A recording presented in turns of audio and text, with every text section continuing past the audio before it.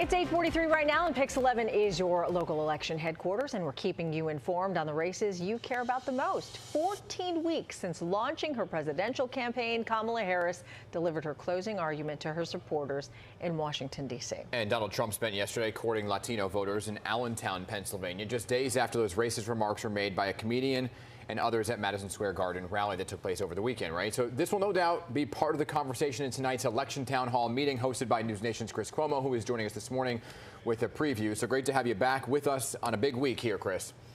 Hey, thank you very much for the opportunity. Appreciate you both. Of course, and let's talk about this, right? A big night for the candidates last night. Their closing arguments is what many were calling it, right? Especially on the Republican side of things, what played out this past weekend at Madison Square Garden and the rally there. Would you say that the Republicans and the former president are in a bit of damage control mode to try to make up for some of those comments that were made early on before Trump took the stage?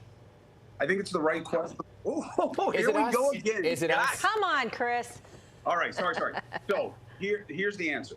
And remember, I gave that case to a kid in college, so it was a worthy cause, my phone case. Yeah. That's why my phone is so slippery.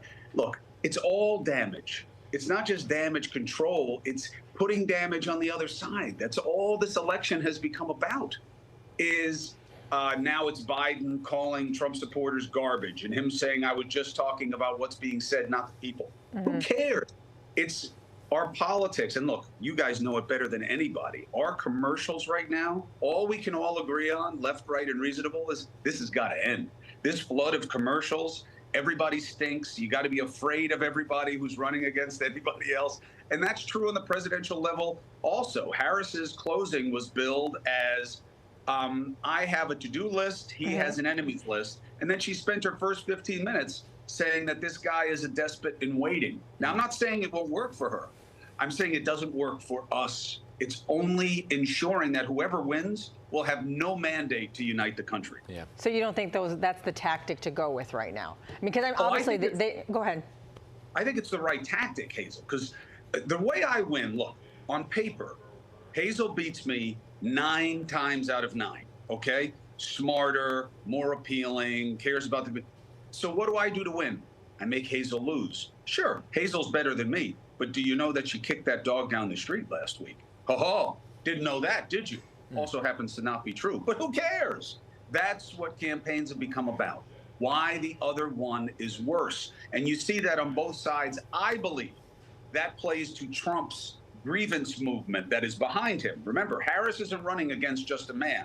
She's running against a man and a movement. And I believe in a battle to the bottom, it is Trump's race to lose. But I'm wrong all the time. Alan Lichtman, the famous professor of the 13 Keys, says it's going to be Harris. So we'll live and learn. And it's interesting, too, because you're talking about the movement. And just look at the early voting numbers. I mean, these are some of the biggest early voting numbers that we have seen. And not just on the Democratic side of things, who have been the ones who go out and early vote and mail in. And the Republican numbers in some of these big states, the swing states, are huge. Yes. That is the correct observation. The question becomes, why? Well, yeah. Is this conservatives being spooked by Trump saying that it's rigged and you got to get your vote in, you got to get your vote in? So this is not a new voter group, meaning that on election day you won't see as big a number for Republicans? Yeah. Or is this a plus?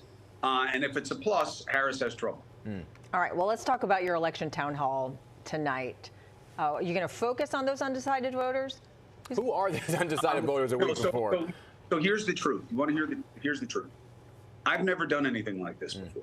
I don't think anybody has ever done anything. I've done tons of town halls, you know, but I love them. They're my favorite modality for voters in election coverage. They're not a great show-off piece for a big mouth like me, who wants to be creating a conflict dynamic and let people see what it's like when power is tested.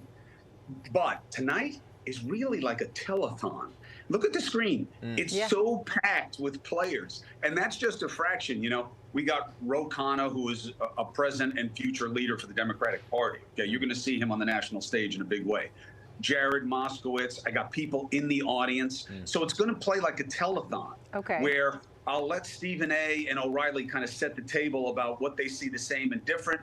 I'll bring in Cuban for one side, Dana White is going to come in for Trump, Sarah Palin, Geraldo for Harris. Ro Khanna, Mark Cuban, and just keep bouncing it.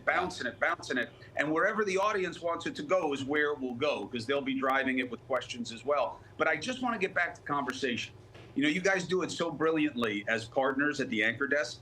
It's a flowing conversation. You know what I mean? That's what we got to get back to. That's what politics lacks. Yeah. Dan made a good point, though. Do you think there are still folks out there that are undecided? A week before. Look, here's what we know that has changed, okay? It used to be, Hazel, that everybody was undecided until like 3 weeks. There was a third for, a third against, and a third figuring it out until a couple of weeks before, and it would be a visceral move, a gut vote. Now, it's so baked in that you do have a small slice that you got to be worried about. But the new undecided is the unmotivated. And that's why you see the two campaigns savaging each other, because they're making a base play.